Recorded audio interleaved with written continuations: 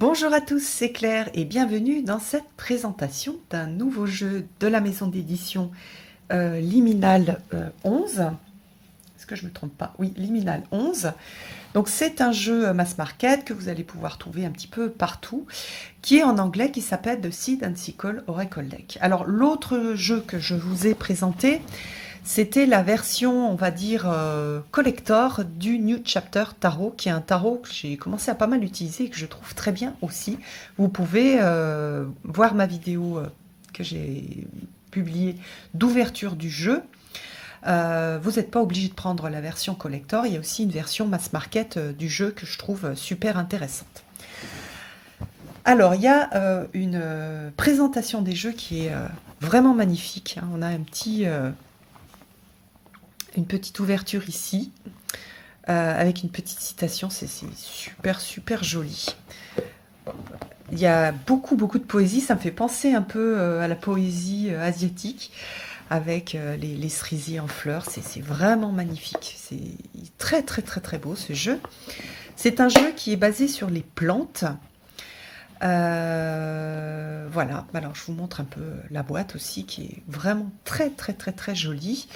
Donc voilà, un oracle qui est centré sur le cycle de... en fait, on plante et on va récolter. Donc voilà, on plante, on récolte et on explore les thèmes du fait de... On fait pousser et on met au repos. Donc c'est très en lien avec les cycles de la nature et notamment les 4 saisons. Non mais regardez, même le... J'adore. Même le code barre est joli. C'est pas magnifique, c'est pas une super bonne idée. Ah, voyez, là, il y a le prix en livres. Voilà. Alors, j'aime beaucoup ce que fait cette maison d'édition parce qu'elle permet de rendre accessibles certains jeux en mass market et puis aussi de proposer des jeux collector. Sachez que celui-ci, il existe aussi en collector et dans la boîte collector, il y a un autre jeu qui est présenté et la boîte collector est très différente du New Chapter Tarot. Bon, alors on va découvrir les cartes.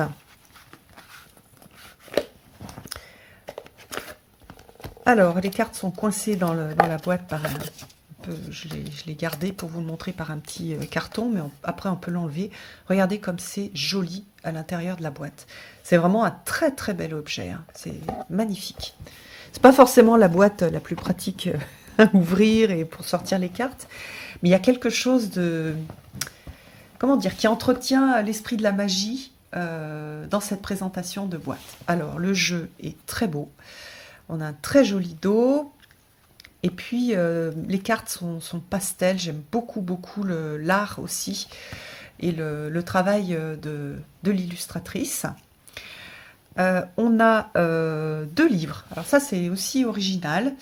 Un livre qui va correspondre à l'aube, donc au lever du soleil, et un livre qui correspond au niveau métaphorique au coucher du soleil. Et en fonction du travail que l'on va avoir envie de faire, en fonction du type de tirage que l'on va faire, on va aller regarder soit le lever du soleil, c'est-à-dire on va plus être dans l'action, on se réveille, on part à l'aventure dans la vie. Et puis au coucher du soleil, on est plus sur l'exploration intérieure. Donc en fonction en gros, si on veut faire un peu de travail personnel, du travail sur soi, on va prendre ce livre-là. Et puis si on veut plus faire quelque chose de mondain, monter un projet, plus faire de la divination aussi, on va utiliser ce guide. Alors, qu'est-ce qu'on a dans le... Je vais vous montrer le guide. Regardez comme c'est beau. C'est super joli. Hein. Donc, à chaque fois, on a l'introduction, le préliminaire, l'introduction, un petit... quelques pages pour expliquer comment est-ce qu'on va lire les cartes, et puis les différentes cartes. Donc chaque fois, dans tout le jeu, on a les 4 saisons. Donc voilà, le printemps, l'été, l'automne et l'hiver. Et puis on a quelques présentations de tirage. Voilà. Et un petit texte à la fin sur le tarot, pour l'utilisation avec le tarot. Donc il y a des parties communes sur cette partie-là. ici aussi. Mais là, on va plus parler, par exemple, de la partie... je vous montre, parce que la structure est exactement la même hein, dans les deux. Hop. Donc, vous voyez ici, les introductions se ressemblent, mais à la fin, on a des choses qui sont spécifiques au type de lecture. Donc, on a des mots-clés. Alors ça, c'est super important.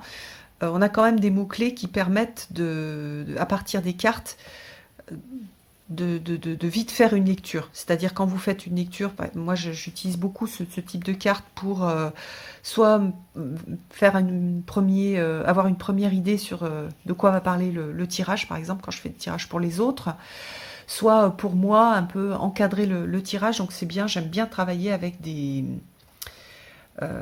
mots-clés. Voilà.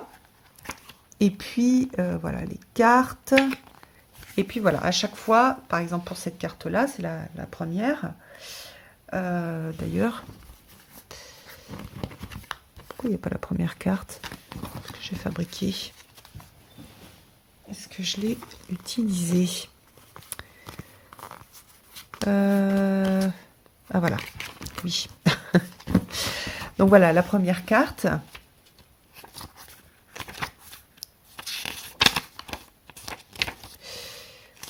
Donc oui, pardon, on a la présentation en fait, à quoi correspond le printemps, dans cette optique du lever de soleil. Et puis voilà. Alors là, on a l'idée du commencement, du premier acte à poser pour mettre en route nos projets, etc. Donc vous voyez, on a des petites phrases. Donc les mots-clés au départ et des phrases d'explication pour chaque carte. Voilà. Donc en fonction du type de carte, plus ou moins d'informations. Donc je vous laisse voir, le livre est super joli. Donc voilà des propositions de tirage. Combien est-ce qu'on en a? 1, 2, 3, 4, 5, 6. Et puis voilà, utiliser les cartes en complément du tarot. La guidance divine, et puis à propos de l'auteur. Voilà pour celui-ci. Et celui-ci, il est fait exactement de la même façon. Donc l'introduction, les mots-clés rapides des cartes.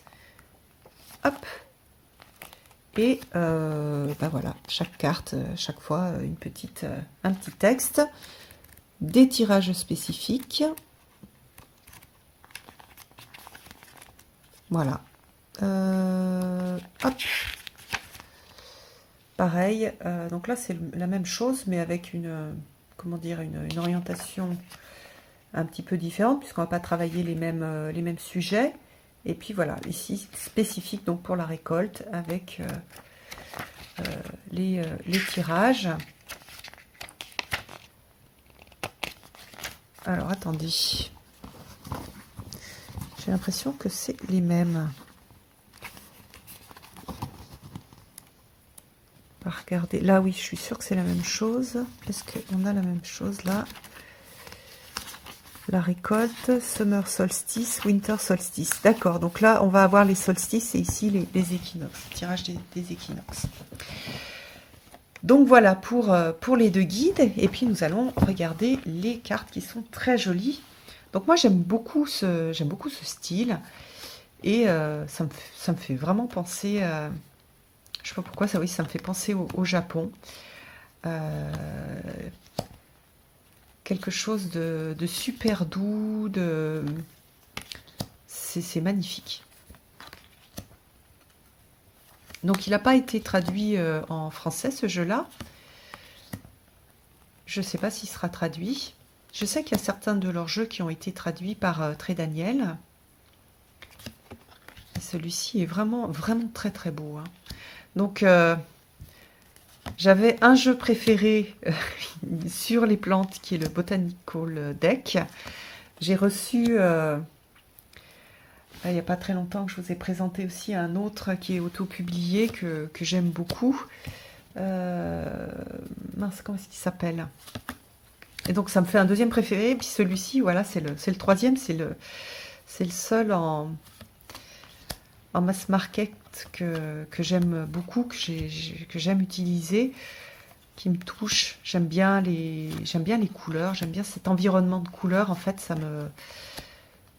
Et puis, ce côté poétique, il y a énormément de poésie, je trouve, dans les illustrations, si ça a un sens pour vous. Je trouve que c'est touchant, que c'est doux. Il y a un côté magique. C'est le jeu que je vais utiliser pour travailler la partie plante sur ce que je peux faire dans mes recherches sur Avalon. Donc je fais, je vous avais dit, hein, sur le travail pour moi d'Avalon, il y a aussi le travail sur connaître son environnement, connaître les plantes autour de soi. Et parfois je fais aussi donc des tirages. Et même si toutes les plantes ne sont pas des plantes qui m'accompagnent, enfin qui sont autour de moi, qui poussent autour de moi, c'est un jeu que je vais utiliser pour m'accompagner dans ce que je suis en train de créer. Sachant que c'est un auteur anglais, donc on a plutôt des cartes que l'on connaît bien, hein. Vous avez peut-être fait attention, hein, le hou, le gui, la camomille, la mandragore, donc ça c'est plus des plantes magiques. Le datura, j'en avais un qui avait poussé dans mon jardin. Donc voilà, on a le citron. On a plutôt des plantes européennes, donc je trouve aussi pour ça que c'est intéressant. Alors, si vous ne parlez pas très bien anglais, ce que je vous conseille de faire, c'est de prendre en fait ce petit guide, cette partie-là, de faire une copie et puis de faire Google Trad dessus. J'ai pas fait attention. Oui, il n'y a pas forcément les noms en latin. C'est dommage parce que moi, souvent dans les noms, enfin, j'utilise les noms en latin pour retrouver les plantes. Mais bon, il y en a plein, la lavande, le citron, c'est assez facile à retrouver. Le lierre. Et puis le nom des arbres, c'est pareil, les traductions se trouvent assez facilement. Les feuilles de moutarde. Et donc, ce que j'ai oublié de vous dire, c'est que les cartes sont triées par famille en fonction des saisons. C'est pas forcément c'est plus par comment dire, c'est pas les plantes que l'on voit plus à telle ou telle saison, c'est plus des plantes avec des significations de saison. Et on va retrouver avec les petits dessins la saison. Donc, vous voyez, ça c'est la première famille. On a ce petit dessin. Pour la deuxième famille, c'est celui-ci. Vous n'êtes pas obligé forcément voilà. Le troisième, on a pour la récolte l'été, on a le blé, les épis de blé. Et puis pour l'hiver, on a, vous voyez, les petits cristaux de givre, donc les petits flocons de neige. Donc on n'est pas obligé d'utiliser comment dire, les petits dessins. On va se faire un tirage. Alors je vais mélanger les cartes. Hop, je sais que vous aimez bien. Cette fois-ci, je ne vais pas vous faire un tirage où vous allez faire de la projection. On va regarder les mots-clés qui sont proposés. Comme ça, vous aurez une petite indication au niveau de ce qui est important pour vous, ou alors réfléchissez à une question où vous voulez une guidance. Voilà, donc ça va être un peu différent en fonction des questions que vous allez poser. Vous allez tous poser des questions différentes. Moi, c'est juste une guidance pour voilà, ce que j'ai à savoir aujourd'hui, ce que mon guide a à me transmettre aujourd'hui. Mais vous pouvez aussi avoir quelques indications sur une question précise. Alors, je vais choisir 3 cartes. Hop. Non, si. Première carte. Deuxième carte. Et troisième carte. Hop. Alors, c'est comme ça, ça vous donne une idée des mots-clés qui sont dans Dans le guide, alors, on va regarder... Est-ce qu'on regarde les deux côtés? On va prendre le temps de regarder les deux côtés. Tant pis, ça va faire une vidéo longue. Quelques mots-clés chaque fois. Alors, pour les personnes qui ont choisi la première carte, vous avez Bracken, ça doit être la fougère. Alors, qu'est-ce qu'on a comme mots-clés?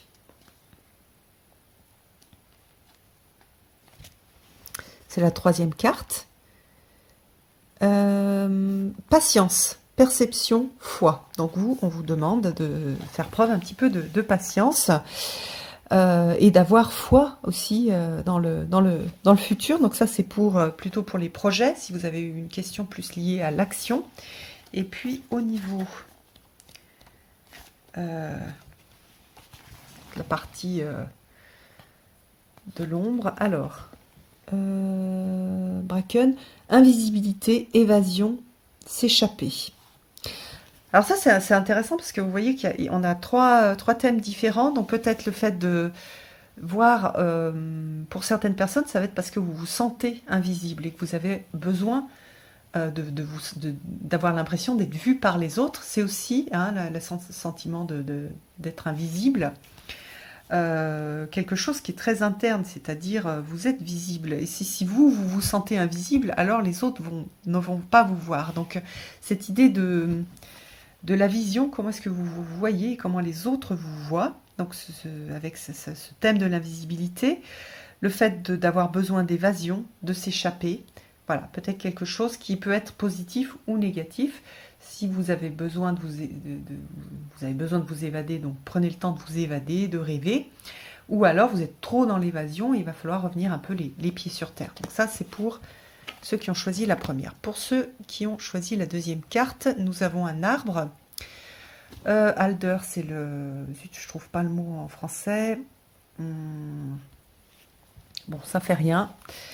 Peut-être je le rajouterai au montage. Donc c'est la carte 43 Alder. Alors, on a au niveau de, si on est dans la vie, on va dire mondaine, pardon, on a une idée de conflit, de challenge, une sorte de challenge à relever pour les personnes qui ont choisi cette carte-là, donc au niveau des questions, on va dire, d'activité. Et puis au niveau du travail interne, on a le développement d'un potentiel psychique et de travail avec les autres. Travail avec les autres, ça peut être travailler avec des gens autour de soi ou de travail avec des entités, donc travailler avec des guides, travailler avec des divinités, travailler avec des perceptions qui sont pas sont pas incarnées dans le sens où on les voit pas avec les yeux, mais qu'on peut les ressentir. Donc un potentiel psychique qui va être accru pour vous, pour les personnes qui ont choisi la deuxième carte. Et pour la troisième, alors, la carte 40. Honnêtement, vous n'avez pas besoin, au départ, quand vous allez utiliser le jeu, de faire la traduction des noms des cartes. Moi, je vais le faire là, je vais le mettre sur les petits guides, parce que c'est des... En fait, je connais la plante, mais après, j'arrive plus à trouver le nom en français, et parfois, j'ai des doutes aussi, et je n'ai pas envie de me tromper non plus. Alors, la carte 40, c'est Blackthorn. Alors... Ah, il y a un changement pour vous qui se profile. Voilà, hubris, je ne sais pas ce que ça veut dire. Donc un changement qui n'est pas forcément prévu. Vous n'avez pas anticipé. Donc peut-être un changement pour le mieux. Donc c'est bien, c'est intéressant. Et puis si vous faites un travail de l'ombre, un travail personnel, de développement personnel, qu'est-ce qu'on a ? Le fait de travailler sur la confiance en soi, sur ce qu'on est capable de faire, et puis sur les pouvoirs que l'on peut avoir qui sont cachés, que vous n'avez pas encore développés et qu'il faut aller exploiter. Donc vous avez des choses qui sont inexploitées en vous et on vous invite à les exploiter. Et ça va être c'est une bonne période pour le faire. Voilà, j'espère que ça vous a plu. Dites-moi ce que vous en avez pensé. Moi, vraiment, j'adore les illustrations. J'aime bien cette découpe. À la limite, j'aurais presque préféré avoir un seul livre, quoique ça aurait fait un livre, vraiment un gros livre, donc pas forcément facile à utiliser. Mais ça aurait permis d'avoir les deux types de signification au même endroit. Mais en fait, ce que j'ai fait là jusqu'à présent, j'ai pas énormément utilisé, ça fait pas très longtemps que je l'ai, mais chaque fois que j'ai tiré une carte avec ce jeu-là, par exemple la carte de la journée ou une carte pour m'accompagner, j'ai toujours regardé les deux, c'est-à-dire le côté actif, le côté plus mondain, et puis le côté interne. Et chaque fois, j'ai trouvé que les deux se complétaient et qu'il y avait plein de choses intéressantes. Donc voilà, je vous embrasse tous et je vous donne rendez-vous pour une prochaine vidéo. À bientôt!